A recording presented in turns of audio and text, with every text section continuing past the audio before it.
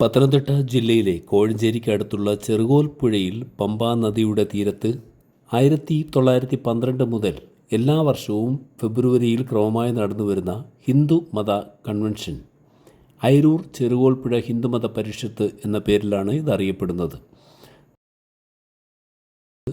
ഹിന്ദു മതപരിഷത്തിൻ്റെ ഈ ചെറുകോൽപ്പുഴ കൺവെൻഷനാണ് പമ്പയുടെ പെരുമാറിൽ ഇവിടെ നടക്കുന്നത്. ചട്ടമ്പസ്വാമിയുടെ അനുയായിയായ സ്വാമി തീർത്ഥപാദ പരഹംസയാണ് ഈ കൺവെൻഷന് തുടക്കം കുറിച്ചത്. അയിരൂർ ചെറുകോൽപ്പുഴ ഹിന്ദുമത മഹാമണ്ഡലമാണ് കൺവെൻഷൻ സംഘടിപ്പിക്കുന്നത്. ഒരു ആഴ്ച മുഴുവൻ നീണ്ടു നിൽക്കുന്ന സമ്മേളനത്തിൽ വിവിധ മേഖലകളിൽ നിന്നുള്ള പ്രമുഖർ പ്രസംഗിക്കുവാനായെത്തുന്നു.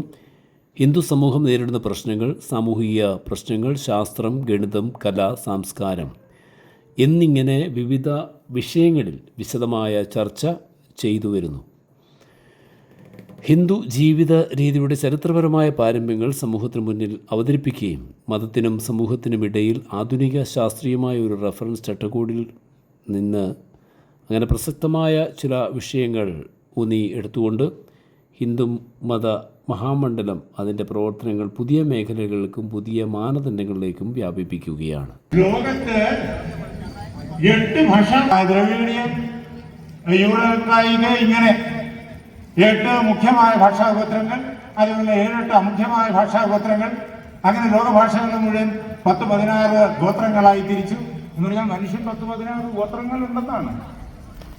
മനുഷ്യർക്ക് കുടുംബമല്ല, ഒരു കുടുംബം എന്ന് പറയാൻ അവർക്ക് പറ്റില്ല. കാരണം യൂറോപ്യൻ മേൽക്കോയ്മയാണ് അവരുടെ ആവശ്യം. അപ്പൊ എല്ലാം ഒരു കുടുംബമുള്ളവര് ഇത്രയും ഗോത്രങ്ങളുണ്ട്. ഇതിൽ ഏറ്റവും വലിയ ഗോത്രം ആര്യൻ ഗോത്രമാണ്. ഇൻഡോ യൂറോപ്യൻ ഗോത്രം എന്നാണ് അവരതിന് പേരിട്ട് വെച്ചിരിക്കുന്നത്. ആ ഇൻഡോ യൂറോപ്യൻ ഗോത്രമാണ് ഏറ്റവും സമ്പന്നമായ ഗോത്രം. ആ ഇൻഡോ യൂറോപ്യൻ ഗോത്രത്തില് ആ ഇൻഡോ യൂറോപ്യൻ ഭാഷ നിലവിലില്ല.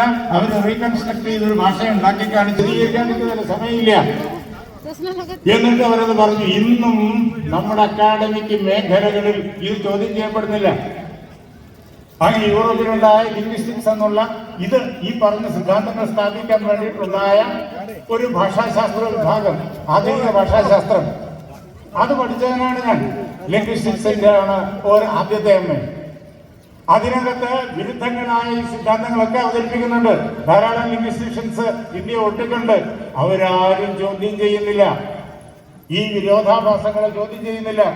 എല്ലാവരും ശബരിമലയിൽ നിന്നും ഒഴുകിയെത്തുന്ന പുണ്യനദിയായ പമ്പ, ആ പമ്പയുടെ തീരത്താണ് ഈ ചെറുകോൽപ്പുഴ ഹിന്ദുമത പരിഷത്ത് കൺവെൻഷൻ നടക്കുന്നത്. 114ാമത് അയിരൂർ ചെറുകോൽപ്പുഴ കൺവെൻഷനാണ്.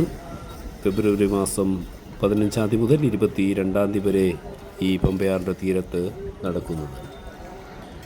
ഇതിൻ്റെ മണപ്പുറത്തൊക്കെ നിരവധി കടകളും ഒക്കെ വരാനായിട്ട് കിടക്കുന്നു. തുടക്കമായതുകൊണ്ടാണ് മഹാഗുരു വിദ്യാധിരാജ ചട്ടമ്പി സ്വാമികൾ, ഹൈന്ദവ നവോത്ഥാനത്തിൻ്റെ നെടുനായകന്മാർ നമുക്ക് ഇവിടെ കാണാം. ഈ പടത്തിൽ ഹൈന്ദവ നവോത്ഥാനത്തിൻ്റെ നെടുനായകന്മാർ, നമുക്കെല്ലാവർക്കും ഇവരുടെ പേരുകളൊക്കെ നിങ്ങൾക്കെല്ലാവർക്കും അറിയാവുന്നത് തന്നെയാണ്.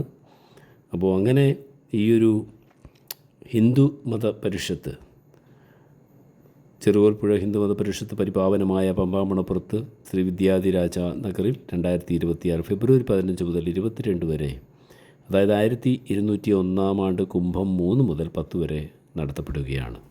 ഒരാഴ്ച നീണ്ടു നിൽക്കുന്ന വിവിധ പ്രോഗ്രാമുകളാണ് ഇവിടെ ഉള്ളത്. ഓരോ ദിവസവും ഓരോ കാര്യപരിപാടികളാണ്. സൗന്ദര്യലഹരി പാരായണം, അതുപോലെ തന്നെ ഘോഷയാത്രകൾക്ക് സ്വീകരണം, പതാക ഉയർത്തലുണ്ട്, ഭഗവത്ഗീത പാരായണമുണ്ട്, സംഗീത സദസ്സുണ്ട്, സംപൂജ്യ മഹാമണ്ഡലേശ്വര സ്വാമി ആനന്ദവനം ഭാരതി മഹാരാജ് ഉദ്ഘാടന പ്രസംഗം നടത്തുന്നു, അതുപോലെ തന്നെ ആധ്യാത്മിക സദസ്സ്, അങ്ങനെ വിവിധ കാര്യപരിപാടികളുമായിട്ട് ഒരാഴ്ച നീണ്ടു നിൽക്കുന്ന ഈയൊരു ഹിന്ദുമത പരിഷത്തിലേക്ക് ഏവർക്കും സ്വാഗതം. അന്തരീക്ഷം ഊഷ്മാവാണ് അവിടെ. ആര്യാവട്ടത്തിൽ സാധ്യമില്ല. നമ്മുടെ വടക്ക് പടിഞ്ഞാറൻ ഭാരതം അവിടെ സാധ്യമല്ല. 0-ന് താഴെ പോകും, 50-ന് മുകളിലും പോകും. ഈ പ്രത്യേകത അവിടെയുണ്ട്. അവിടെ സാധ്യമല്ല. ജീവന്റെ ആവിസ്ഫുരണം ഉണ്ടായത് ദക്ഷിണ ഭാരതത്തിലാണ്. അതിനുള്ളതായ അന്തരീക്ഷം ഇവിടെയുള്ളൂ. അതെവിടെ അദ്ദേഹം പറയും, ഇന്നത്തെ ശ്രീലങ്കയ്ക്ക് പടിഞ്ഞാറായിട്ട് പണ്ട് ഒരു വലിയ ഭൂഖണ്ഡം ഉണ്ടായിരുന്നു.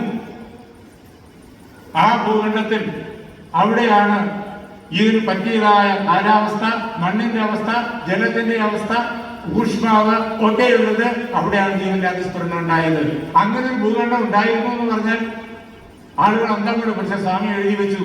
സ്വാമി അതിന് അഗസ്ത്യരുടെ ജ്ഞാനനൂല് കോട്ട് ചെയ്തു.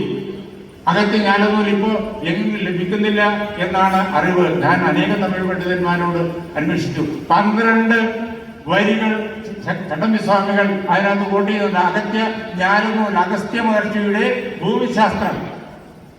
അതില് അദ്ദേഹം ഈ ഭൂഖണ്ഡത്തെ കുറിച്ച് പറയും. അതിൽ അദ്ദേഹം പറയും, കിട്ടമുറ്റ ഒന്നാകെ കിടന്ന ഞാലം പട്ട അലയിലിടനാലെ പലതാക്കോച്ച്.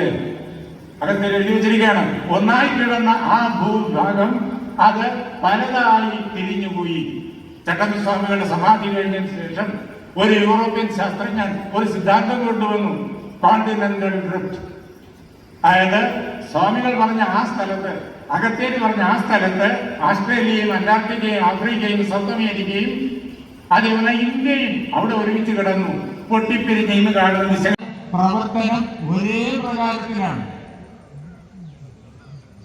തുല്യ നിറത്തിന് വ്യത്യസ്തതകൾ കാണും.